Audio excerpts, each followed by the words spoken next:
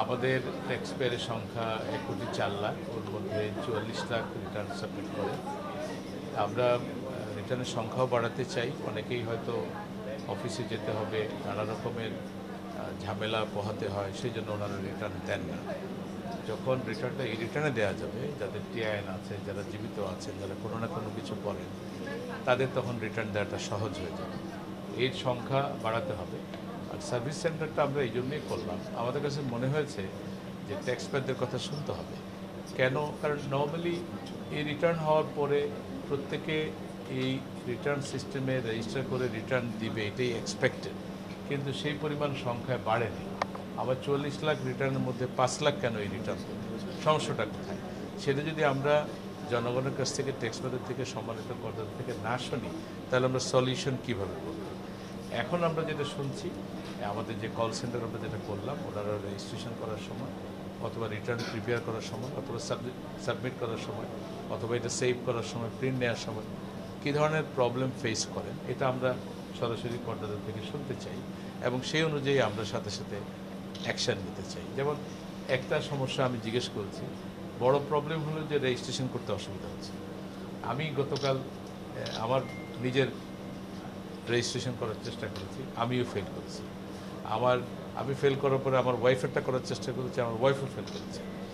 আর গত সপ্তাহে আমার মেয়েটা, সে গত বছরও ফেল করেছে, এই বছরও কয়েকবার ফেল করার পরে সে আইডেন্টিফাই করলো যে তার ফোনটা বায়োমেট্রিক তার নিজের করা নেই। তারপরে সে ফোন সেন্টারে গিয়ে যখন বায়োমেট্রিক করলো, এরপরে হয়ে গেল। এখন যেটা বুঝলাম, আমার ক্ষেত্রেও তাই। আমি গ্রামীণ ফোনকে জিজ্ঞেস করলাম, আমি 25 বছর ধরে এই ফোন ব্যবহার করছি, আমি রেজিস্ট্রেশন করতে পারলাম না কেন? তো তারাও একই কথা বললো যে স্যার আপনার বায়োমেট্রিকটা এসে নতুন করে এই নাম্বারে করতে হবে।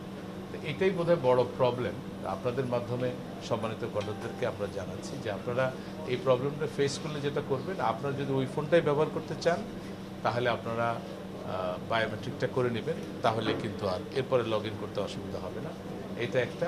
আর যদি মনে করেন যে নতুন একটা সিম নেবেন, এখন সিম নিতে গেলেই বায়োমেট্রিক করা লাগে, ফলে আপনার আর রেজিস্ট্রেশন করতে কোনো সমস্যা হবে না। পুরানো দিয়ে নতুন নিতে আজই চলে আসুন আপনার নিকটস্থ ওয়ালটন শোরুমে। আপনারা যেতে চাচ্ছি না, এ ধরনের একটা ইনফারেন্স কেন ড্র করলেন? কারণ হচ্ছে সময় তো মাত্র শুরু, প্রিপারেশনে কিছু সময় লাগে, যেটা বাইরে দেখা যায় না। দেখেন, ওই যে চায়নায় একটা ব্যাম্বো ট্রি আছে, এটা যখন মাটির নিচে থাকে অনেক লম্বা সময় মাটির নিচে থাকে, এরপর যখন এটা উপরে উঠে তখন খুব দ্রুত বড় হয়ে যায়। আপনার যে প্রিপারেশনের জন্য যে সময়টা দরকার, সেটা তো আপনাদেরকে দিতে হবে।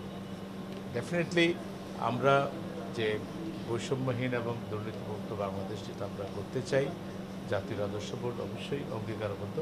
আপনাদের সবাইকে নিয়েই আমরা সে কাজ।